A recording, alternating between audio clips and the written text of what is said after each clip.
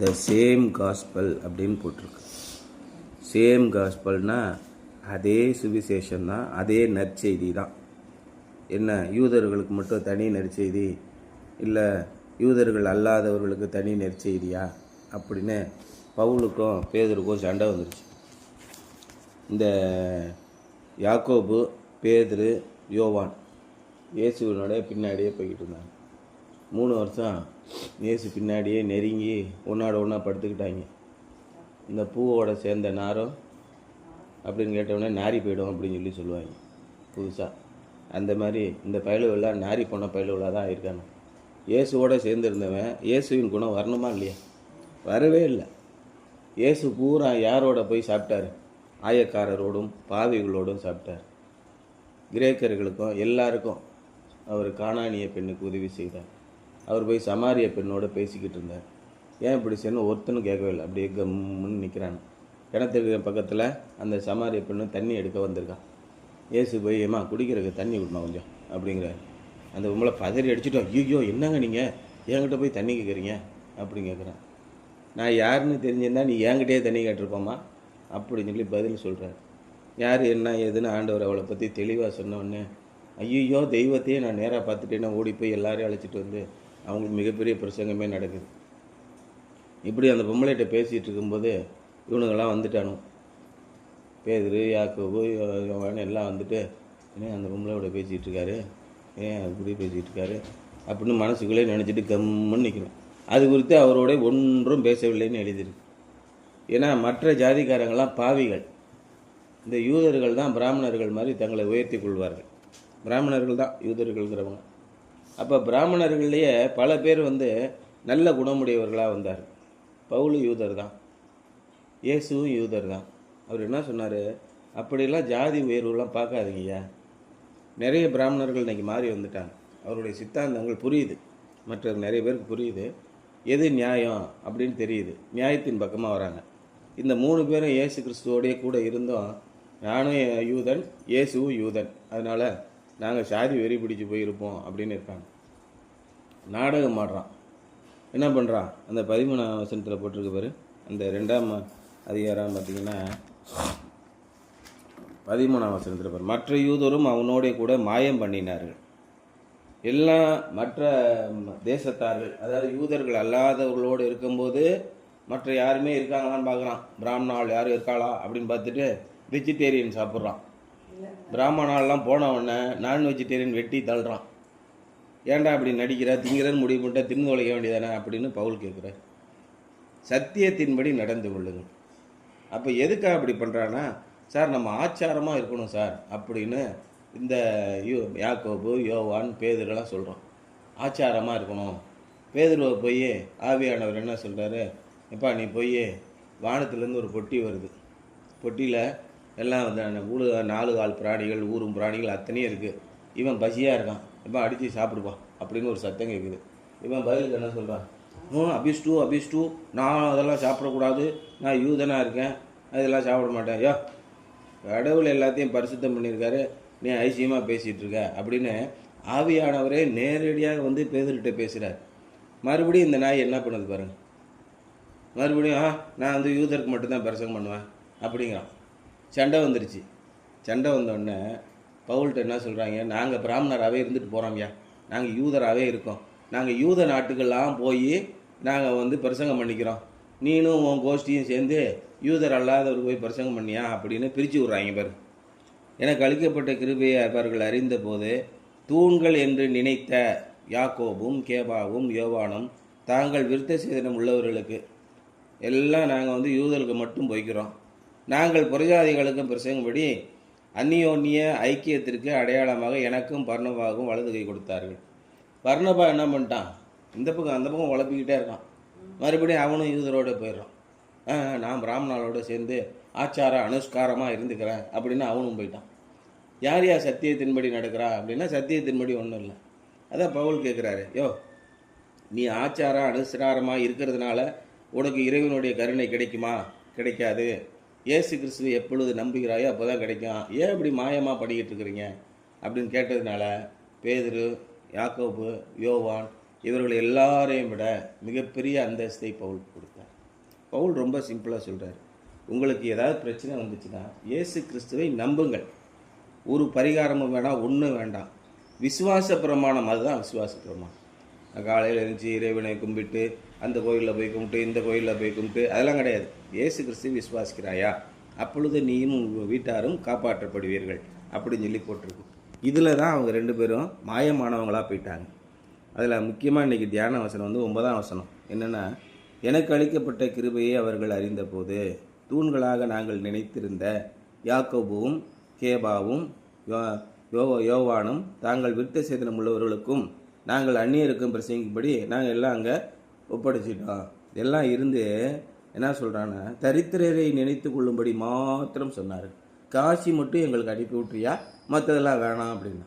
யூதர்களில் ஏழ்மையானவர்கள் இருந்தாங்க, அவங்களுக்கு மட்டும் பணம் அனுப்பி விட்ரு. என்ன பணம்யா, நாய் வித்த காசு குறைக்கவா சார் செய்யும்?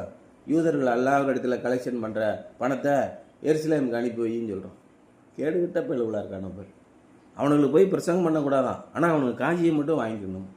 இன்றைக்கும் அதே தான் நடக்குது. இங்கேருந்து வாங்கி அங்கே தள்ளுவாங்க. இந்த மாதிரி பயிலவு தான் இன்றைக்கி இருக்கானோ. அதை தான் குறிப்பாக சொல்கிறாரு, எப்பா சத்தியம் என்பது, உண்மை என்பது, நற்செய்தி என்பது எல்லாருக்கும் ஒன்று மாதிரிதான். Same gospel. The Jerusalem conference began with a great possibility for division and dissension, yet it ended with cooperation and agreement. அப்போ எருசலேமிலே ஒரு கூட்டம் நடந்துச்சு. பாதி பேர் இவனுங்க ஏசுன்னு சொல்லிட்டு இயேசு கிறிஸ்துவை ஏற்றுக்கொள்ளாத மக்கள் இடத்துக்கு போய் தள்ளுறான். அவன் கலாத்தியாக போகிறான், எபேசிக்கு போகிறான், பட்டணத்துக்கு போகிறான், கொலைசே பட்டணத்துக்கு போகிறான், குருந்து பட்டணத்துக்கு போகிறான். அங்கெல்லாம் இயேசு கிறிஸ்துவை அவங்களுடைய யூத மதத்தை அல்லாதவர்கள் நிறைய பேருக்கு இயேசு கிறிஸ்துவை பற்றி சொன்னாங்க. இங்கே இருக்கவன் என்ன பண்ணுறான், இந்த பயலுவ பிராமண பயலுவலாக கிடையாதுயா, இவனுக்கு எந்த ஆச்சாரம் பண்ண மாட்டேங்கிறாங்க, கண்டது கடியதை திங்கிறாங்க.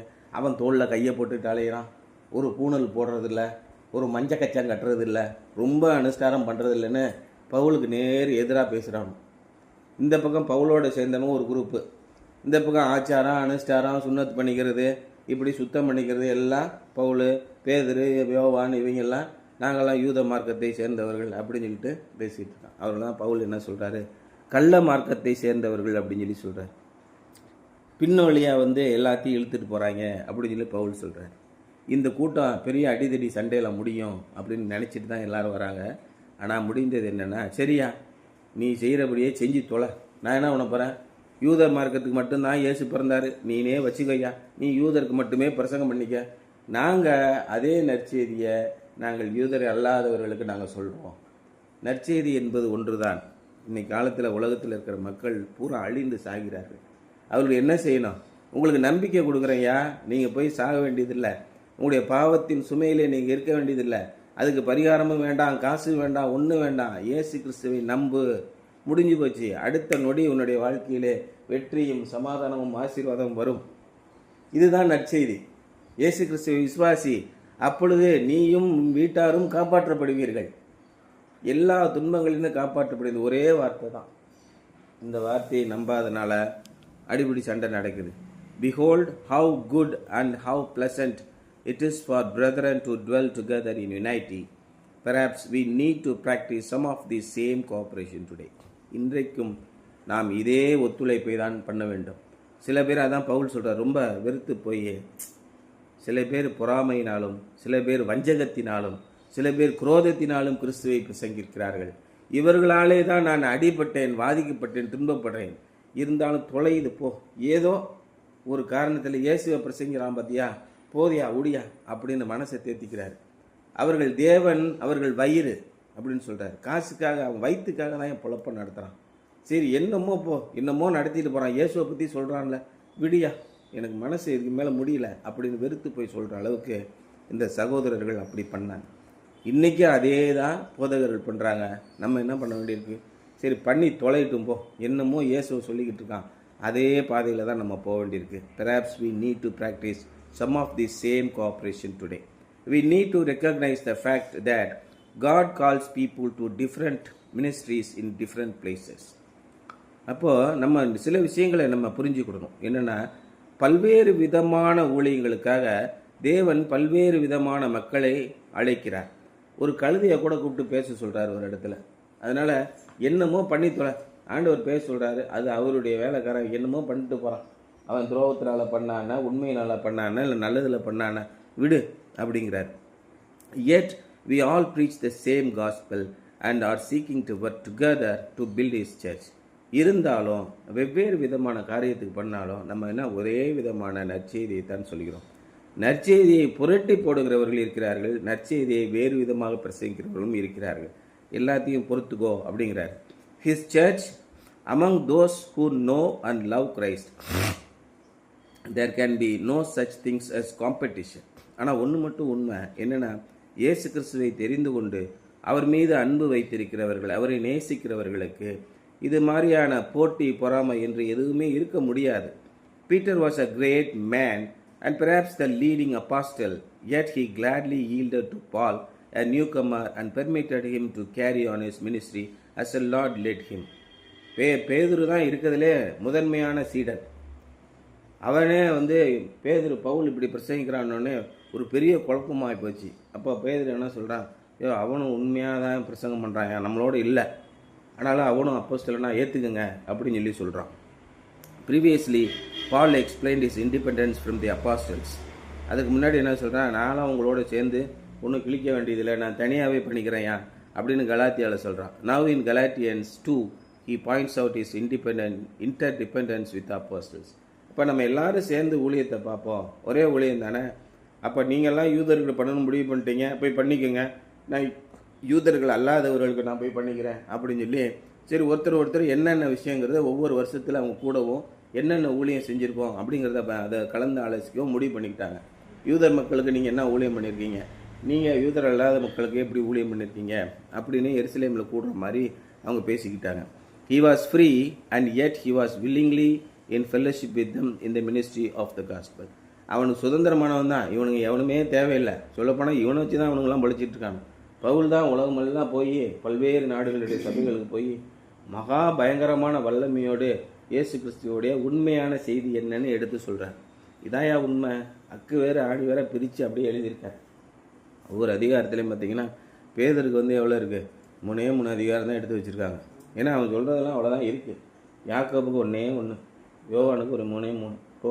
போதும் தள்ளிப்போ. பவுலுக்கு தான் அவ்வளோ கொடுத்துருக்காங்க. ஏன்னா இயேசு கிறிஸ்துவின் உண்மையை சத்தியத்தை அப்படியே தெளிவாக அக்கா பிரிச்சிருக்காரு. எந்த தகுதியும் நமக்கு தேவையில்லைங்க. நம்முடைய தகுதினால நாம் இயேசு கிறிஸ்துவை பின்பற்ற முடியாது. உங்களுடைய நம்பிக்கை, விசுவாசம் இதுதான் முக்கியம்னு சொல்லி சொல்கிறாரு. இப்படி பிரசங்கிக்கும் போது அவர் சுதந்திரமாக தான் இருந்தார். எவனும் என்னை கட்டுப்படுத்த வேண்டியதில்லை, நான் சுதந்திரமாக தான் இருப்பேன் அப்படின்னு சொன்னார். இருந்தாலும் என்ன பண்ணார், சரி வாங்க நம்ம எல்லாம் சேர்ந்தே பண்ணுவோம் அப்படின்னு அவங்களோடு சேர்ந்து ஐக்கியமாக பண்ணி அவர் இயேசு கிறிஸ்துவின் ஊழியத்தை செய்கிறார். Something to ponder. In what ways are you interdependent with other believers? இன்றைக்கி சபையில் இருக்கிற மற்ற ஊழியர்களை நாம் பார்க்கும்போது ஒருவரோடு ஒருவர் எந்த விதத்திலே நீங்கள் பங்குள்ளவர்களாக, ஒருவரை ஒருவர் சார்ந்தவர்களாக இருக்கிறீர்கள்? How does this affect your approach to sharing the gospel? இது தேவனுடைய நற்செய்தியை பகிர்ந்து கொள்வதற்கான உங்களோட அணுகுமுறையில் எந்த விதமான பாதிப்பை ஏற்படுத்துகிறது? நம்ம கிறிஸ்துவ சபை என்று எடுத்துக்கிட்டால் என்ன, ஒருத்தரும் ஒரு வழியில் போய்கிட்டு இருப்பான். இந்த சூரியனை சுற்றி 360 டிகிரியிலே ஒரு கோடு போட்டேன்னா 360 தேசம் இருக்கும் பார்த்தியா, அது மாதிரி தான் சர்ச்சில் இருக்கிறவங்களாம் அவனுக்கு தனியாக ஒரு சத்தியம் வச்சுருப்பான். 360 டிகிரியில் போய்கிட்டு இருப்பான். எந்த திசையிலையா போகிறதுனா, எங்களுக்கு ஏசு இப்படி தான் சொன்னார் போயாண்டு போய்கிட்டு இருப்பான். ஒருத்தன் சுயமாக போய்கிட்டு இருக்கான். இவனுங்கெல்லாம் எப்படி சேர்த்து அரவணைச்சு போகிறது? ஆகவே கிறிஸ்துவே மையமாக இருக்கிறார். கிறிஸ்துவை மையமாக வச்சு பார்த்துட்டோம்னா எல்லாம் ஒன்று தான். ஆனால் பவுல் போகிற திசை பேதுரு போகிற திசைக்கு நேர் எதிர் திசையில் போகிறார். பவுல் சொல்கிறத ஏற்றுக்கவே மாட்டார். பவுல் என்ன சொல்கிறாரு, விருத்த சேதனமும் ஒன்றும் இல்லை, நியாயப்பிரமாணம் ஒன்றும் இல்லை, எந்த கடமைகளையும் நம்ம கடைபிடிக்க வேண்டியதில்லைன்னு சொல்லிட்டார். பேதுரு, யாக்கோபு, யோவான் என்ன சொல்கிறான், ஆச்சாரமாக நம்ம இருக்கணும், அனுஷ்டாரமாக இருக்கணும், இப்படி தான் இருந்து தான் இயேசு சொன்னார் அப்படிங்கிறான். இயேசு எப்போயும் அவங்ககிட்ட அப்படி சொன்னார் அப்படின்னு கேட்டால் அவனுக்கு பதில் சொல்ல முடியல. இல்லை சரியாக வராது, நீங்கள் தனியாக போங்க அப்படிங்கிறான். இப்படி தான் நடக்குது சபையிலையும். நீங்கள் ஏதாவது குறுக்கே கேள்வி கேட்டால் நம்மளை கட்டம் கட்டி சர்ச்சிலேருந்து தருத்திடணும். அதனால் ஜாக்கிரதையாக இருங்க.